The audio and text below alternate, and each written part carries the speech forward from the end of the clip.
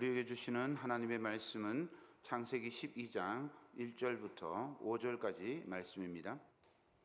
여호와께서 아브라함에게 이르시되 너는 너의 고향과 친척과 아버지의 집을 떠나 내가 네게 보여줄 땅으로 가라.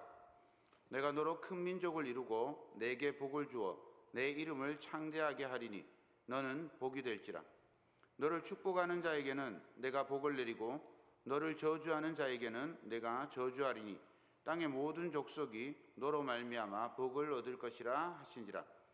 이에 아브라함이 여호와의 말씀을 따라갔고 롯도 그와 함께 갔으며 아브라함이 하란을 떠날 때에 75세였더라.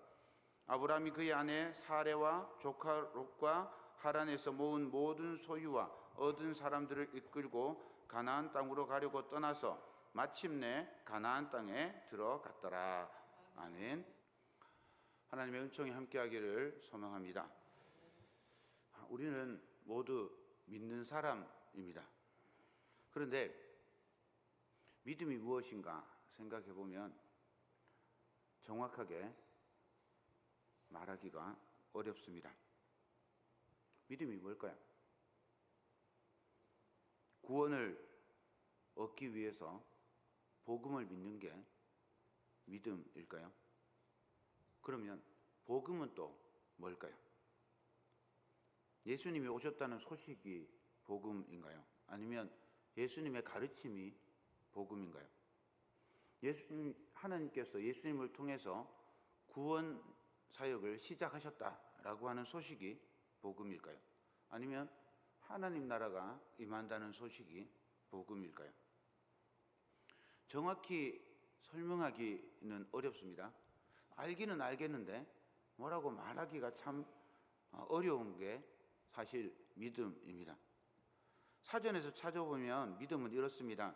어떠한 가치관, 종교, 사람, 사실 등에 대해 다른 사람의 동의와 관계없이 확고한 진리로서 받아들이는 개인적인 심리 상태, 또 대상의 상태, 행위가 꼭 그럴 것이라고 여기는 마음이라고 사전에서는 표현하고 있어요. 공통점은 이 믿음의 주체가 우리라고 하는 사실입니다. 우리가 믿고 우리가 믿지 않고 이렇게 하는 거죠. 믿음의 바탕에는 내가 있어요. 나의 믿음이 구원을 얻게 한다는 거예요. 예수 믿고 구원받으세요 라고 말하면 예수 믿으세요 라고 말을 듣는 순간에 내가 예수를 믿고 내가 구원을 받는다 라고 그렇게 생각을 합니다. 로마서 10장 9절과 10절을 보겠습니다. 내가 만일 내 입으로 예수를 주로 시인하며 또 하나님께서 그를 죽은 자 가운데서 살리신 것을 내 마음에 믿으면 구원을 받으리라. 사람이 마음으로 믿어 의에 이르고 입으로 시인하여 구원에 이르느니라. 시인, 믿음이라는 이 말 모두가 내가 시인하고 내가 믿음이라고 생각할 수 있습니다. 알고 시인하고 믿는 모든 과정이 나 혹은 우리의 결단과 선택이 됩니다. 그래서인지 어거스틴이라고 하는 분은 이런 말을 했어요. 원하지 않고서는 아무도 믿지 않는다. 믿고자 하는 마음을 스스로 가지지 않으면 예수를 믿을 수 없다라는 그런 말입니다. 그런데 정말 그런가? 실제로 우리 믿음의 구조를 가만히 생각해 보면 전혀 그렇지 않습니다. 에베소서 2장 8절 말씀입니다. 너희는 그 은혜에 의하여 믿음으로 말미암아 구원을 받았으니 이것은 너희에게서 난 것이 아니요 하나님의 선물이라. 믿음은 하나님의 선물이고 믿음을 위해서 우리가 어떤 것을 하지 않아도 믿음을 가지게 된 것이기 때문에 믿음은 은혜입니다. 아담 이래로 모든 인간은 죄를 범해서 하나님의 영광에 들어갈 수 없게 되었습니다. 모든 인간의 결말은 죽음입니다. 스스로 선악을 판단하겠다고 선악과를 먹고 그리고 결국 가진 건 죽음에 관한 결정권입니다. 자기 생명 혹은 타인의 생명의 마지막을 자기가 결정할 수 있다는 생각이 선악과의 결과입니다. 선악과를 먹고 선악을 구별하지 않고 사실은 부끄러움만 알게 되었습니다. 가인은 선악을 제대로 판단하지 못했고 아벨이 싫다는 이유로 그의 죽음을 결정해 버리고 맙니다. 그 판단도 그 죽음도 하나님의 권한인데 말입니다. 이것이 인간이 에덴을 잃어버린 결과입니다. 창세기가 이런 것들을 우리에게 가르쳐주고 있습니다. 이것을 우리가 돌이킬 수 있을까요? 없습니다. 모든 인간은 결국 자신이 선택할 수 있다고 생각한 그 죽음에 도달할 수밖에 없는 존재입니다. 모든 인간은 죽을 수밖에 없다고 성경이 가르쳐주고 있습니다. 타락으로 인해서 결정된 이 죽음의 길을 없애고 완전히 새로운 길을 만들고 그 길을 인간에게 주신 분이 예수 그리스도이십니다. 예수 그리스도께서 이 땅에 오셔서 십자가를 지셨습니다. 이 십자가는 모든 인간의 죄를 속량하기 위한 대속 제물입니다. 예수님의 십자가를 통해서 나의 의지와 상관없이 구원이 이루어졌습니다. 나의 존재와 전혀 무관하게 구원이 성취되었습니다. 이 구원이 나에게 효력을 가지기 위해서 믿음이 필요합니다. 믿음으로 우리는 예수 그리스도와 하나가 되고 온전한 존재, 구원받은 존재가 될 수 있습니다. 그런데 이 믿음이 내가 노력한다고, 내가 애쓴다고 생겨나는 것이 아닙니다. 이 믿음은 오직 우리에게 찾아오신 하나님의 은혜로 생겨납니다. 하나님의 은혜만이 우리에게 믿음을 주고 그 믿음으로 우리가 구원을 얻을 수 있는 겁니다.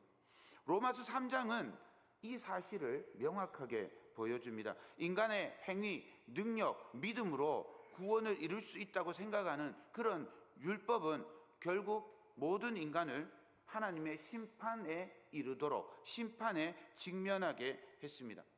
율법의 행위로는 의롭다 하심을 얻을 육체가 하나도 없다라고 가르쳐주고 있습니다. 로마서 3장 23절부터 25절까지 읽어드리겠습니다. 모든 사람이 죄를 범하였음에 하나님의 영광에 이르지 못하더니 그리스도 예수 안에 있는 속량으로 말미암아 하나님의 은혜로 값없이 의롭다 하심을 얻은 자 되었느니라.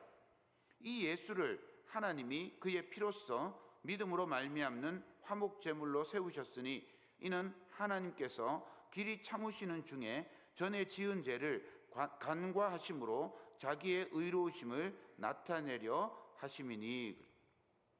그러므로 사람은 자기 행위로 의롭다함을 얻을 수 없고 구원을 얻을 수도 없습니다. 오직 하나님이 구원을 주실 것을 믿음으로 구원에 이룰 수 있습니다. 예수님을 믿음으로 구원을 얻을 수 있는 거죠. 사도 바울은 이 믿음을 설명하면서 로마서 4장에서 아브라함을 예로 들어서 설명합니다. 이 믿음을 가장 잘 설명하는 이야기가 창세기에 나오는 우리의 주인공 아브라함입니다. 우리는 모두 아브라함이라고 하면 가장 먼저 떠올리는 이미지가 있어요. 아브라함 하면 떠오르는 이미지가 뭐죠? 믿음의 조상. 믿음의 조상 아브라함. 그렇잖아요? 그리고 이 믿음의 조상 아브라함이 믿음의 조상으로 딱 대두되게 된 사건을 떠올리면 가장 쉽게 떠올리는 사건이 두 장면입니다. 첫 번째 장면은 제가 보기에 왼쪽, 저 무슨 그림일까요? 아브라함이 하나님의 말씀을 듣고 갈대 우르에서 이제 가나안으로 떠나는 그런 장면입니다. 하란에서 가나안으로 떠나는 장면이라고도 할 수 있을 것 같아요. 이 장면, 하나님께서 창세기 12장 1절부터 3절까지 주시는 그 축복의 말씀을 듣고 하나님께서 가라고 하시는 그곳을 향해서 출발하는 저 모습, 두 번째 그림은 뭘까요? 제가 보기에 오른쪽에 있는 그림입니다. 밑에 하얀색은 소년입니다. 그리고 저 위에 손을 들고 있는 사람은 천사입니다. 중간에는 당연히 아브라함이겠죠. 어딜까요? 창세기 22장의 모리아산에서 아브라함이 이삭을 죽이려고 하는 바로 그 순간에 천사가 나타나서 가로막는 그 사건입니다. 믿음의 조상 아브라함, 그러면 이 두 장면이 떠오르는 거죠. 믿음의 조상 아브라함은 본토 친척 아비집을 떠나는 믿음의 사람입니다. 창세기 12장 1절 말씀을 읽겠습니다. 여호와께서 아브라함에게 이르시되 너는 너의 고향과 친척과 아버지의 집을 떠나 내가 내게 보여줄 땅으로 가라. 성경 안에서 이 말씀을 해석하는 여러 말씀들이 있습니다.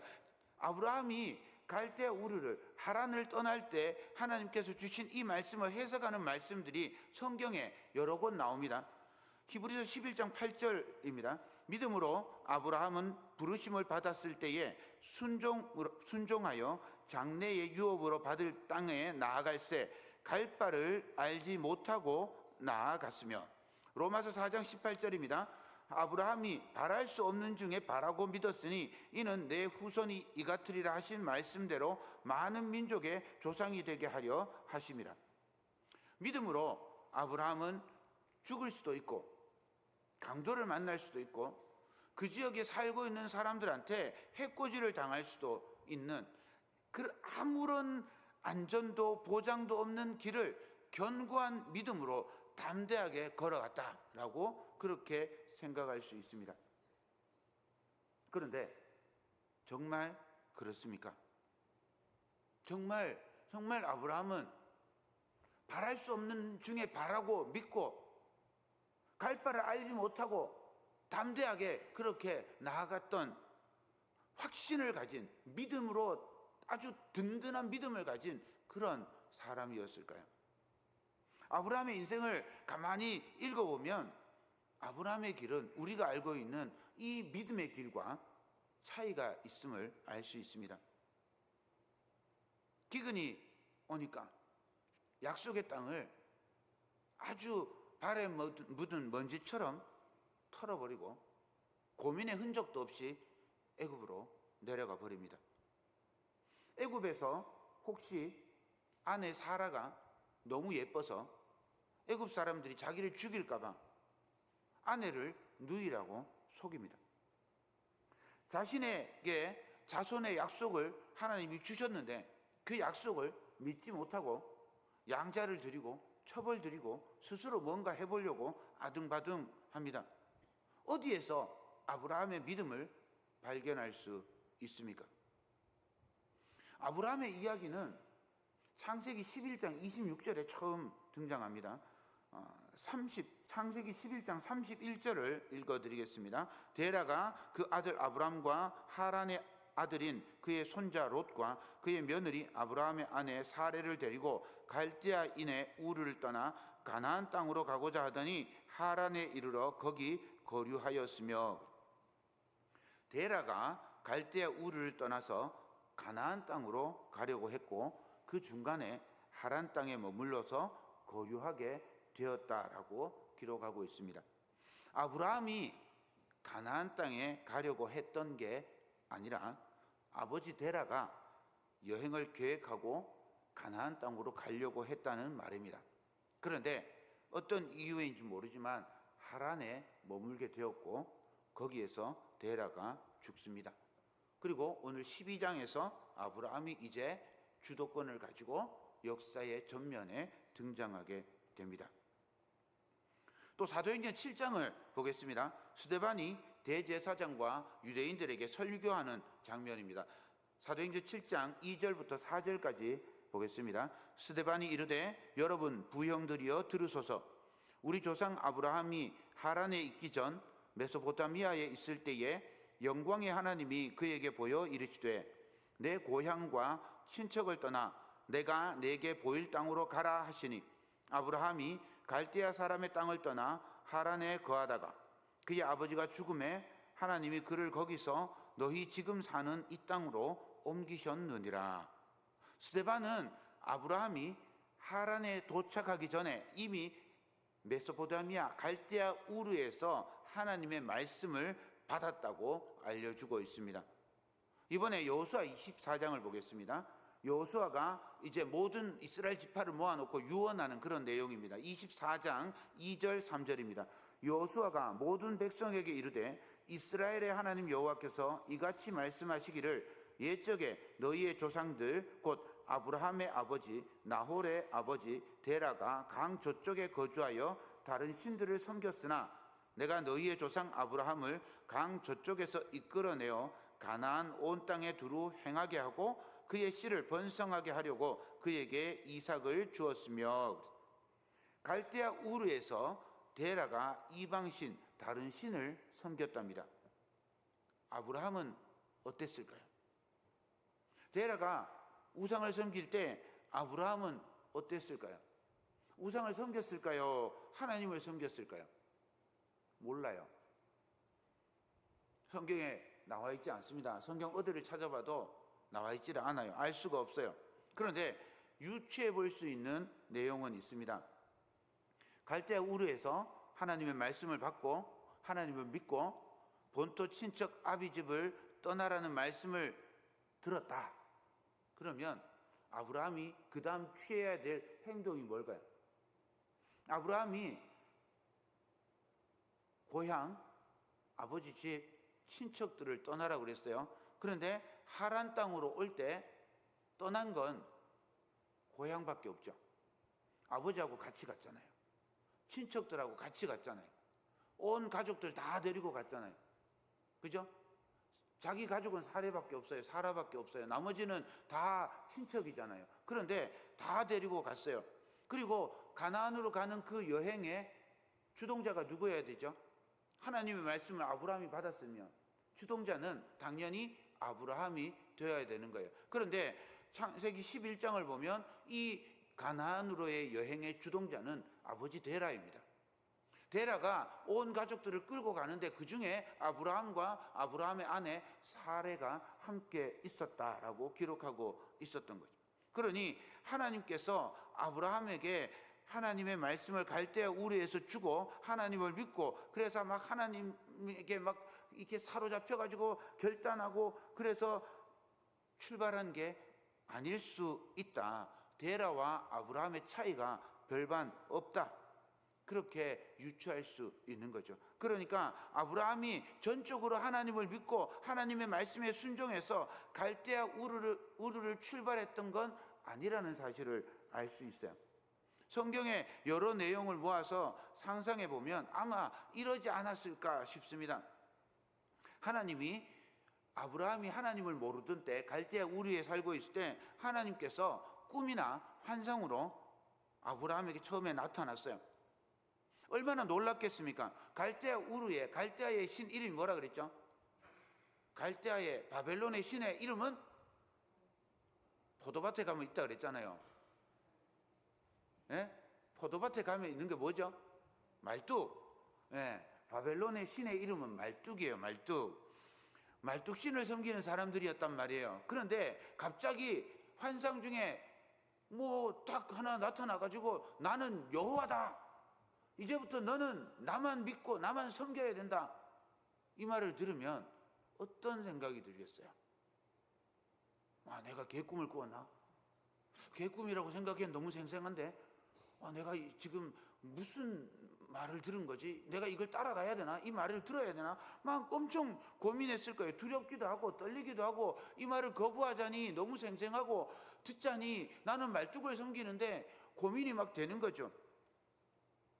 이럴 때 아버지에게 이야기를 합니다. 아버지, 제가 이런 환상을 봤는데 너무 명확해요. 아무래도 가야 될 것 같아요. 그런데 마침 데라도 갈대아 우르에 더 이상 살 수 없는 상황이 생긴 거예요. 아들이 먼저 죽고 마음도 아프고 그래서 그냥 그래 이참에 우리 뜨자 이래가지고 온 가족들이 뜬 것 같아요. 온 가족이 떴어요. 온 가족이 이제 갈대 우르를 떠났어요. 그래서 가나안 땅으로 가는데 이런 거죠. 이 갈대아 땅의 제일 끝에 있는 데가 하란이라고 생각하시면 돼요. 서울에 사는 사람들은요, 죽어도 서울에 있으려고 합니다. 거지 생활을 해도 서울에서 거지를 하려고 그래요. 시골에 내려올 생각을 안 해요. 시골에 일이 아무리 많아도 절대로 시골에 내려오지 않습니다.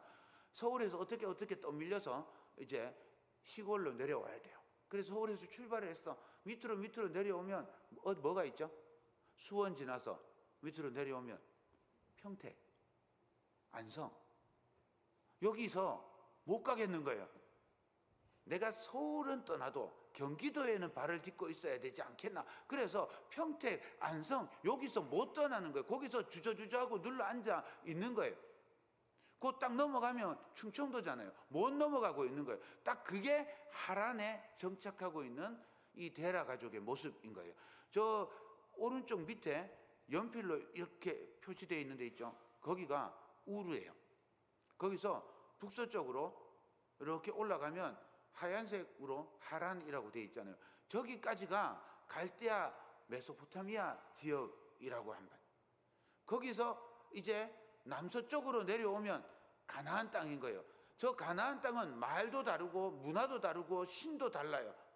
모든 게 다 달라요. 여기 가면 인종도 다르고 그냥 가면 무조건 박해받고 무조건 해코지 당할 수 있는 그런 땅이에요. 그러니 저기서 못 넘어가는 거예요. 하란에서 한 발자국만 넘어가면 가나안 땅인데 못 넘어가는 거예요. 거기서 지금 주저주저 하고 있는 겁니다. 이때 데라가 죽습니다. 완전 불길한 징조 아닙니까? 어디로 가야 돼요? 어디로? 가나안 땅으로 가야 되잖아요. 꿈에 나타났어요. 가나안 땅으로 가야 되는데 안 가고 주저주저 하고 있는데 하란에서 아버지가 딱 죽어버렸어요. 너무 불길한 거예요. 그런데 하나님이 거기서 나타나신 거예요. 그래서 두 번째 하나님이 나타나셔서 가나안 땅으로 들어가게 하십니다. 제가 이렇게 길게 이것저것 말씀드리는 이유가 뭘까요? 제가 장황하게 지금 이렇게 말씀드리는 이유가 뭐 같습니까? 아브라함이 누군지도 모르는 듣도 보도 못한 여호와라는 이름을 가진 어떤 음성을 들었어요. 그리고는 음성을 듣자마자 이분이 내 인생을 바꾸어 줄 여호와 하나님이시구나. 이제부터 내가 이분만 섬겨야 되는 유일한 신이구나.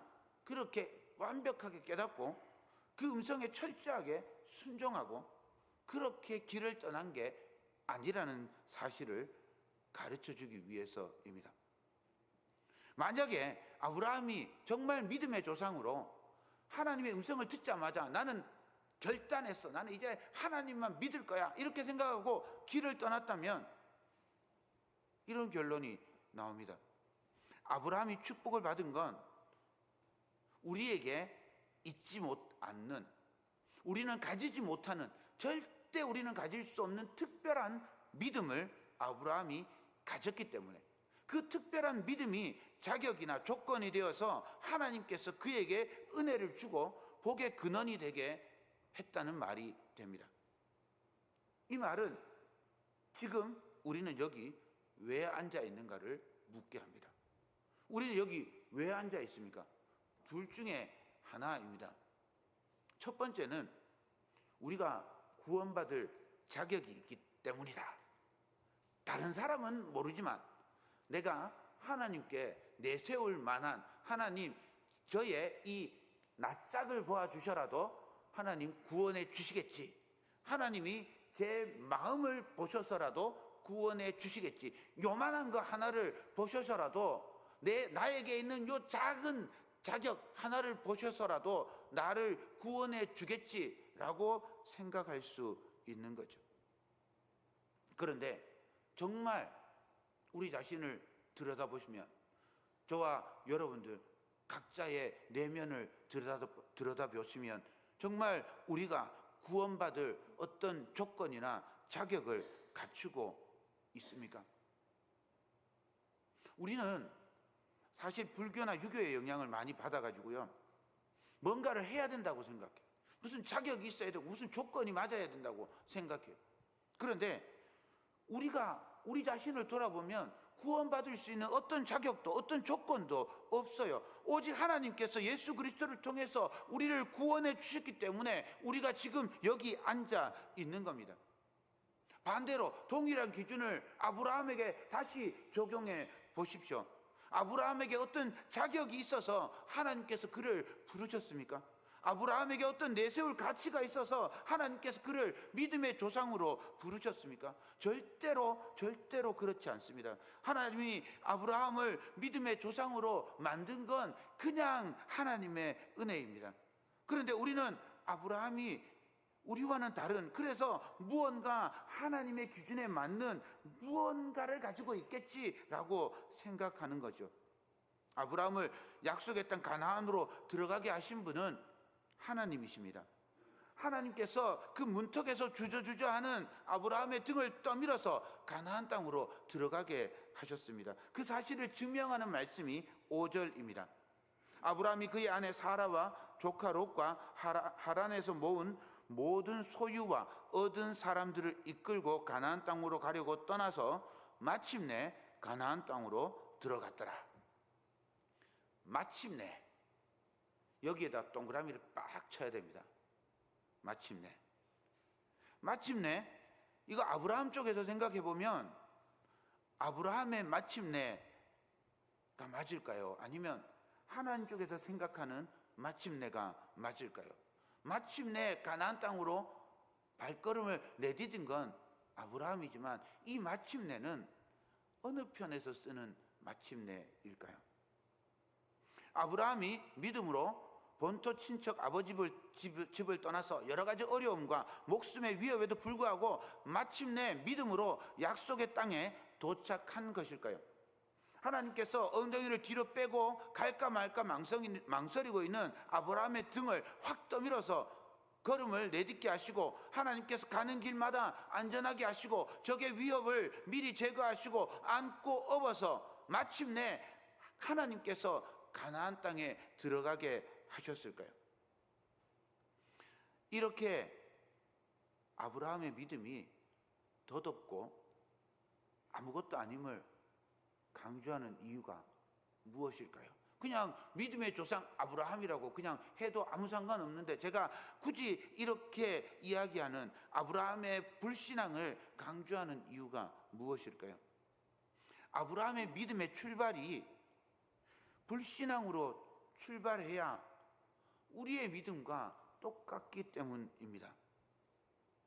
그래야 아브라함이 걸었던 그 믿음의 길이 불신앙에서부터 시작했지만 하나님의 그 억지로 등 떠밀어 가기 싫은 가나안 땅으로 집어넣고 마침내 가나안 땅에 들어갔다고 안도하시는 그 하나님의 은혜가 동일하게 우리에게 임하게 되기 때문입니다.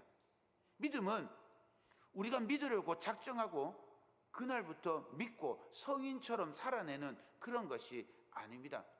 믿어지지 않고 여전히 욕심대로 살고 싶어서 발버둥 치는데 하나님께서 억지로 강제로 믿게 하시고 믿음의 길로 인도하셔서 은혜를 주시는 것입니다. 우리의 어떤 자격도 능력도 조건도 없이 오직 예수 그리스도의 은혜로 우리가 구원을 얻게 되었습니다.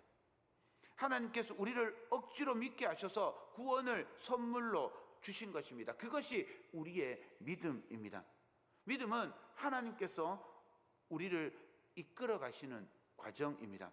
믿음은 하나님께서 우리를 설득하시고 어루고 달래는 과정입니다. 하나님께 설득당할 때 우리에게 믿음이 생기는 것입니다. 하나님께서 아브라함을 설득하고 그 삶을 이끌어 가신 것처럼 하나님께서 우리를 설득하시고 우리 인생을 믿음의 길로 인도해 주실 것을 믿습니다.